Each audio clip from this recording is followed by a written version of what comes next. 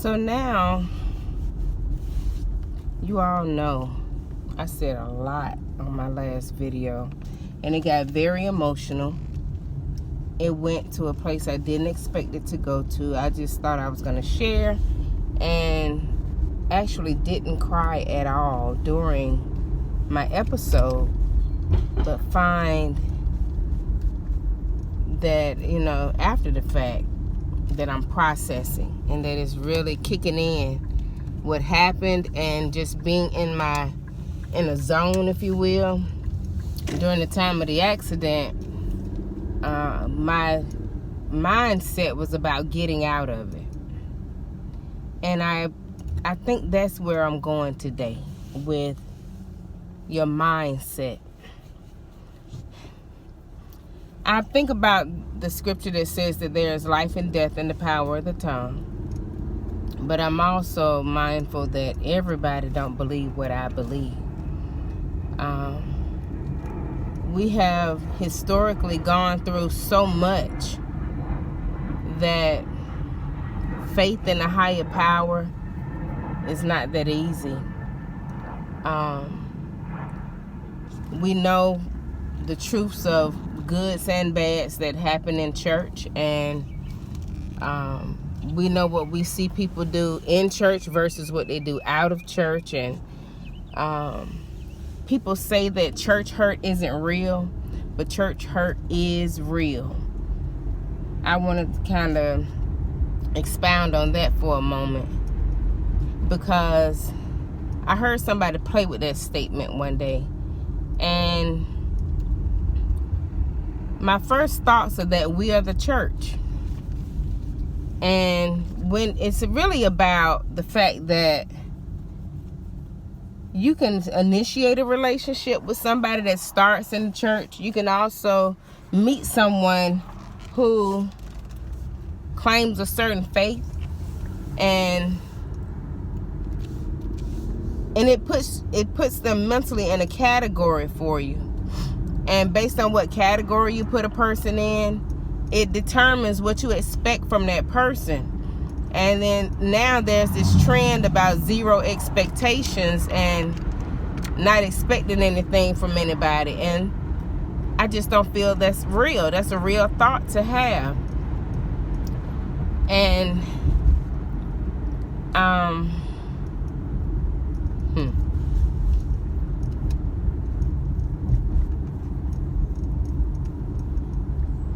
when you're looking at leaders, they tell you to look at your neighbor in the church, and then you look at your neighbor. Most times when you're going to church regularly, your neighbor is somebody you are used to. You done had some conversations with that person. You may live with that person. It may be your child, it may be your mama, it may be your daddy. Me, I was that person that I always want to sit in the front of the church, because I wanted to be focused and pay attention and be listening. And I had pen and paper, and I'm writing down the notes. And eventually got to a place where I could finish the sentences before the preacher finished the sentences. Because yes, I've been sitting right here for a long time, and I've been listening, and I'm reading, and I would teach the classes. And I remember, because I've done children's church, I've done the youth ministry, I've done Sunday school, I've taught Bible study, I've been the person who baptizes people and do housewarmings, and I've done funerals, I've done weddings, I've done altar prayer, visit people in the hospital, I've done prison ministry. I've done church anniversaries, block parties, community outreach events, evangelizing. I had the keys to the church, and I was the person that unlocked the doors and locked the doors and cut the lights on and cut the lights off, and was the right-hand person to the church. I'm the person who was putting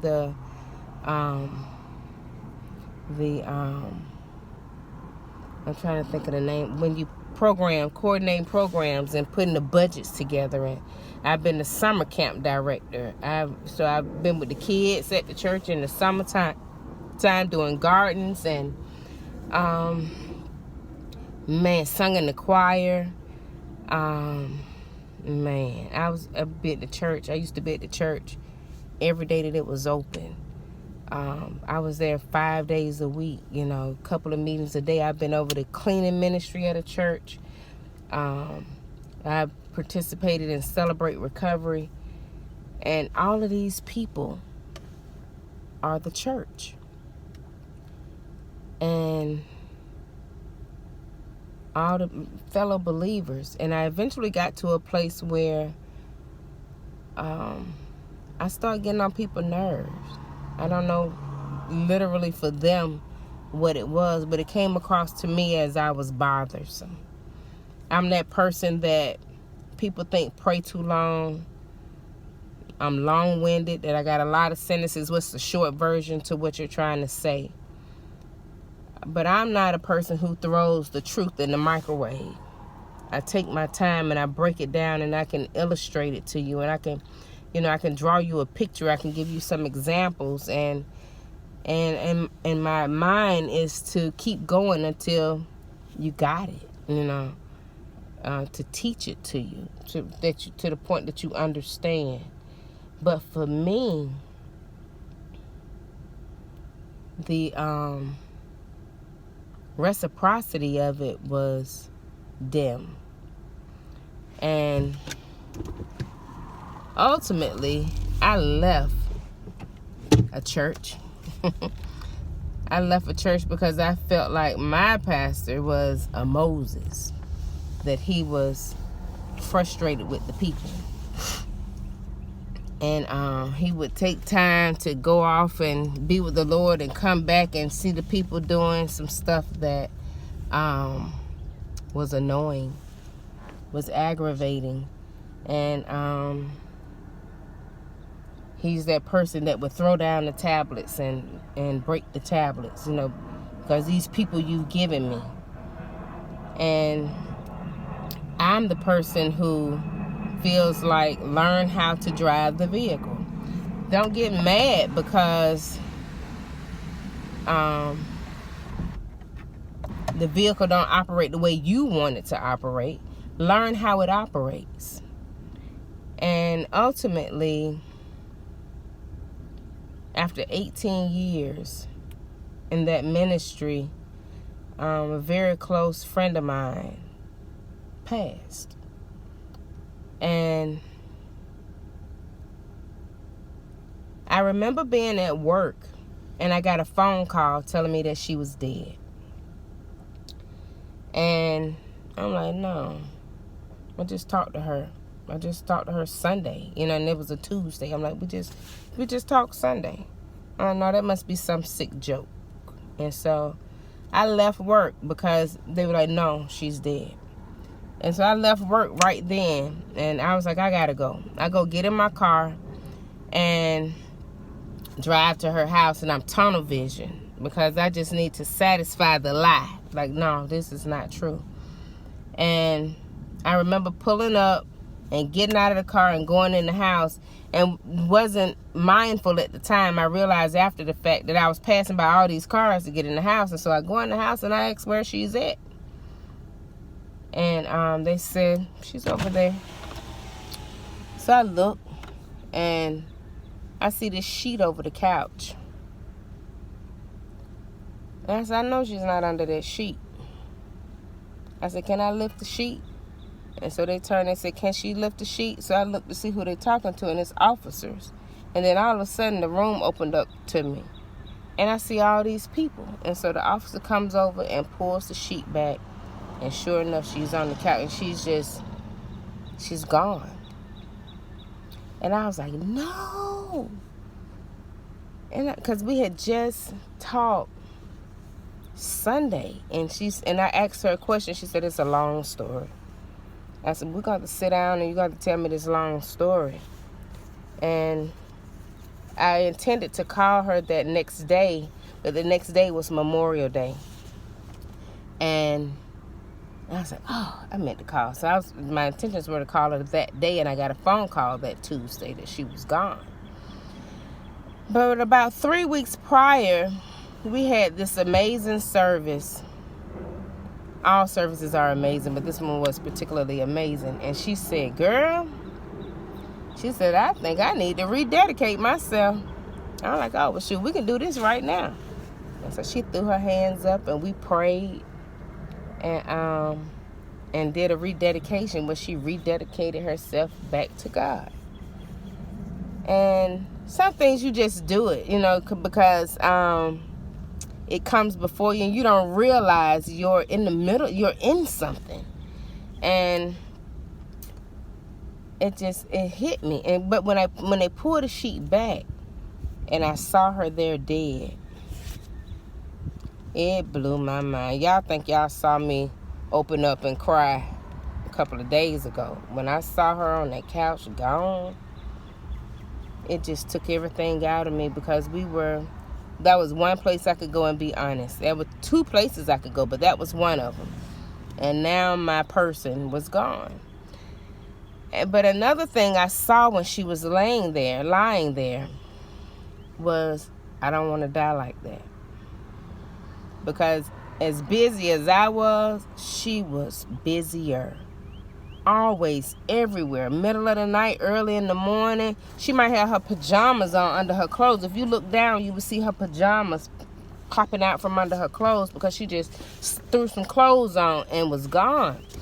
And I remember days where she would be so full.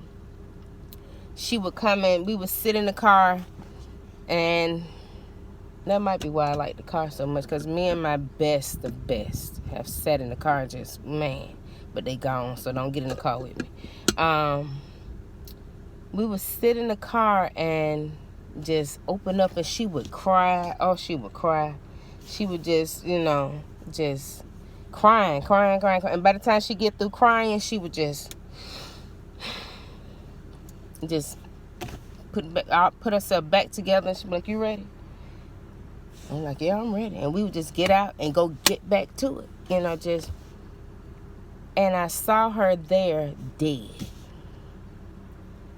And I said, I don't want to die like that. Because we do so much for everybody else, but don't stop to take time to take care of ourselves. And I feel she was shortchanged. And at that point, I began to shift. I'm like, I got it. If I'm the church too. So if, as much as I took care of that building, I wasn't taking care of myself. And there were some relationships that were going on at the time that I needed to put in different categories.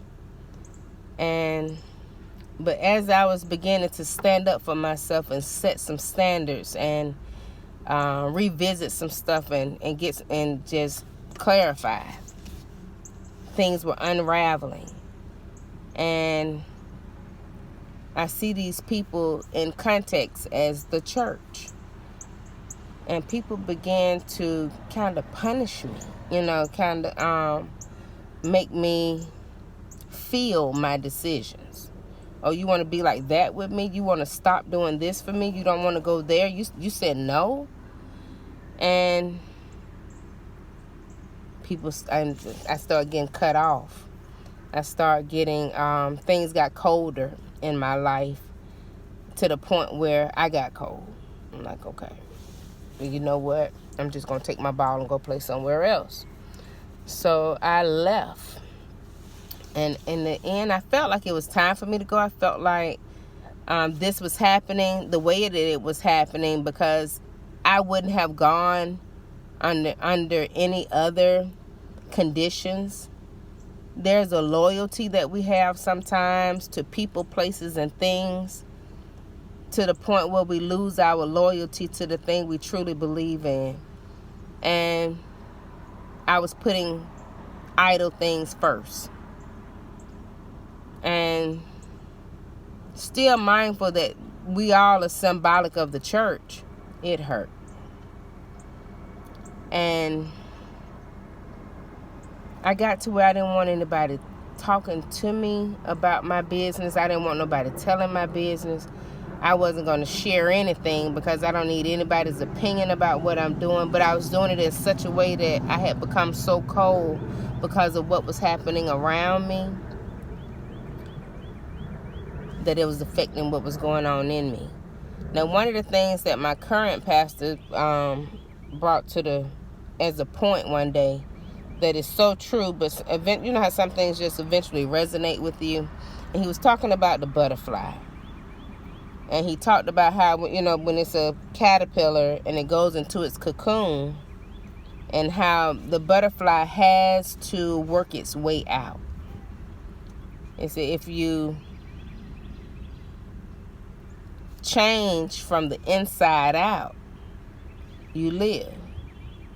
But if the change happens from the outside in, you die.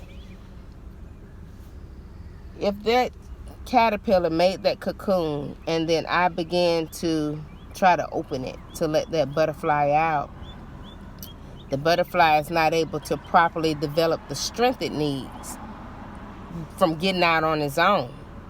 Getting out on its own helps it build strength so that once it's out, it has strong wings.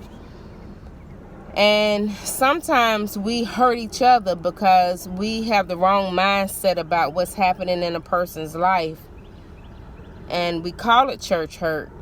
But if you look at it from a different perspective, you're really being set up to find your own way out so that once you get out, you can fly.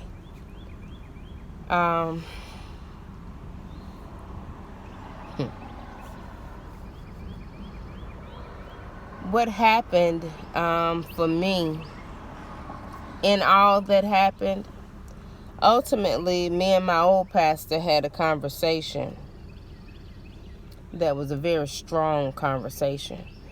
And he had a way of saying whatever he wanted to say.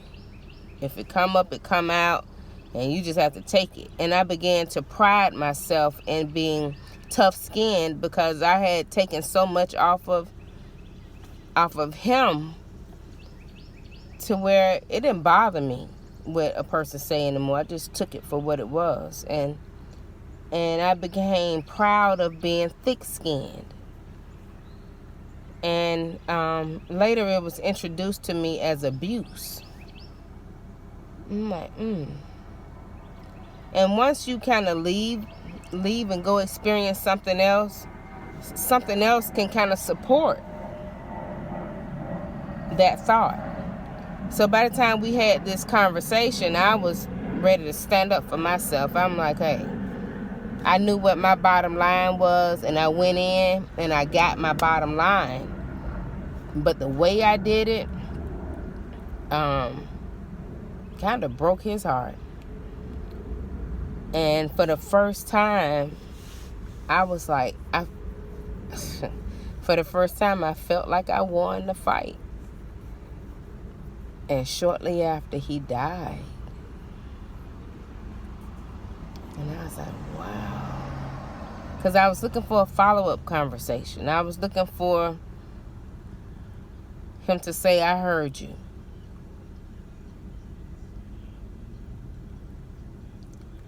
And sometimes we don't get to go back and have another conversation.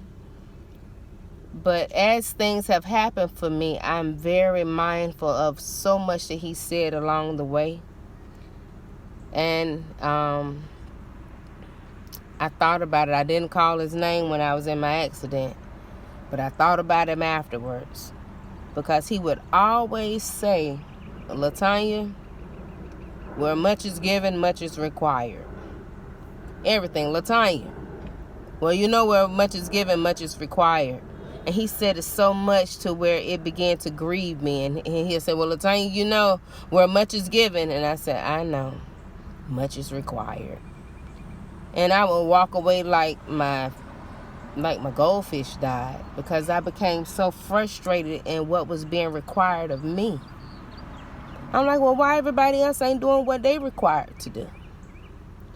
Why I always got to be the bigger person? Why I always got to turn my other cheek? You know, why if somebody want my shirt, I got to give them the pants too? You know, why? And it became so exhausting to the point where now I look back and I know that a lot of what I know is because of him. And all the truth that was coming to the front of my mind was because he always put stuff in front of me and making me teach stuff, making me read stuff. If I was to do a message, he was like, you think that was good? And I'm like, yeah. You know, so, so he wore me out. And to the point, if you watching a movie and you know the person be like, I quit, you know. And then I think about Karate Kid, you know, because Daniel was so frustrated with the teachings and the strategy of the teaching.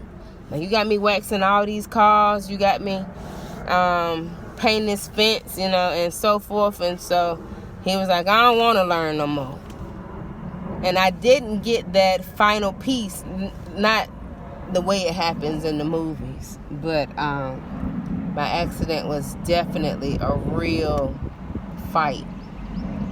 I had to apply my paint the fence, wax on, wax off.